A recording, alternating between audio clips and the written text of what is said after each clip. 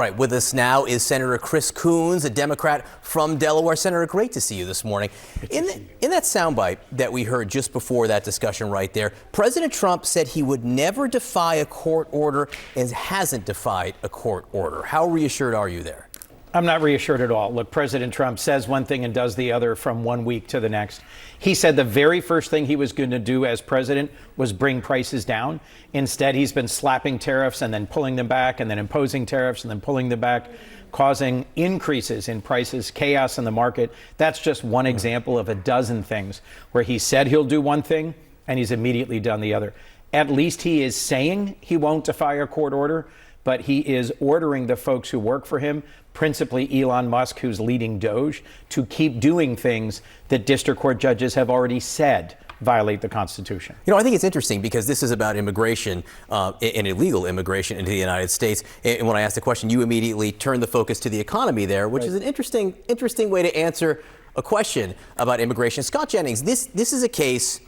The case is about deporting what the White House calls illegal Venezuelan gang members in the country here. And our friend Scott Jennings calls that an 80-20 issue. 80% of the country wants to deport them. Are you comfortable having this debate on this issue? Look, the issue is whether or not federal court orders will be followed by President Trump. And whether that's on firing folks who work at the Veterans Administration or eliminating USAID or deporting people, that's less the issue than whether or not this long-standing core pillar of the United States and our system will be respected by the Trump administration. Of course, they're picking one of the least sympathetic cases possible to push the very limits of their power. But we in the Senate are clear about what it is they're doing. And I think in the courts, and what you just heard from Chief Justice Roberts makes it clear that they too are clear about what he's doing. Impeachment would, if the House were ever to vote to impeach a judge, which is unlikely to happen, it's only happened a very few times, that would go to the Senate. Does it have any legs in the Senate? No. That's a pretty clear answer right there. Let me ask you about the phone call between President Trump and Vladimir Putin that happened yesterday. President Volodymyr Zelensky says he's going to speak with President Trump today. What do you think the United States, that Ukraine got from that phone call? Nothing. Look, Putin has been playing Trump for years. Putin got recognition, engagement. He's being treated as an equal, not as a pariah. President Trump has not been treating him as the aggressor, as the nation that violently invaded Ukraine and has murdered thousands of civilians, has kidnapped thousands of Ukrainian children, has decimated the Ukrainian economy. What we should be doing is advancing a core Republican principle back to Ronald Reagan, peace through strength.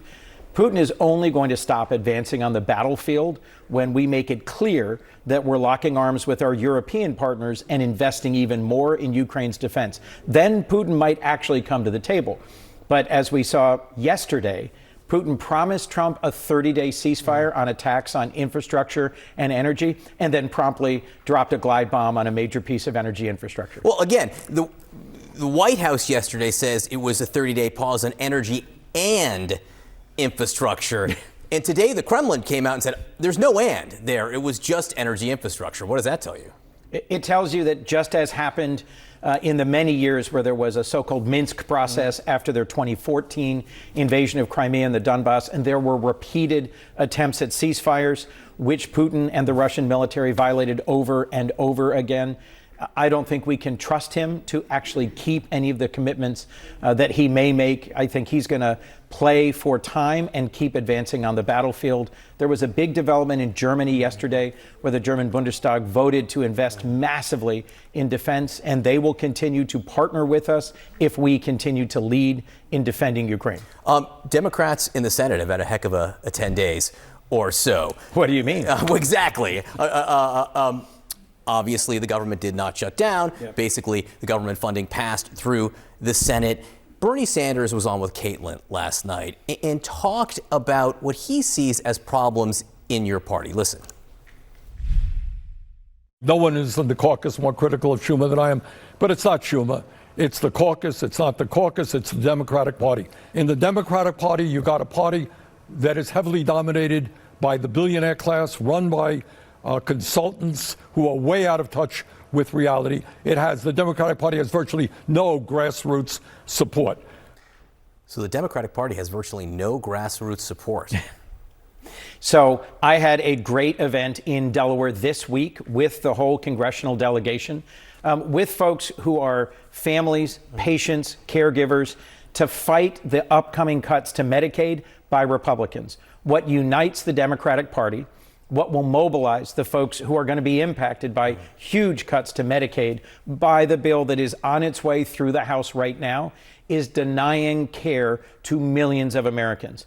I reject Senator Sanders' characterization of Democrats as in the pocket of billionaires. There are more billionaires in Donald Trump's cabinet than in any cabinet in history. Elon Musk, an unelected billionaire, the richest man on earth, is leading efforts to slash federal agencies. Clearly, the Democratic Party, after the last election, does have real work to do to prove that we hear and connect with working people in my home state of Delaware and across the country.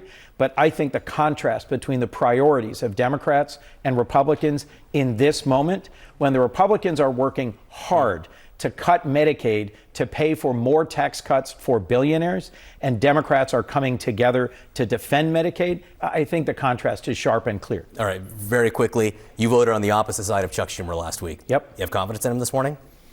Look, we were in a tough spot. I disagreed with Leader Schumer, but he assessed that the risks of a shutdown, given Trump and the ways he's breaking the law, violating the Constitution, tearing up the government, were greater than the risks of voting for the CR. I voted for the CR. The good news this week is, as a party, we are united and moving forward. Chris Coons, Senator, great to see you. Thanks for Thank coming you. in. Sarah?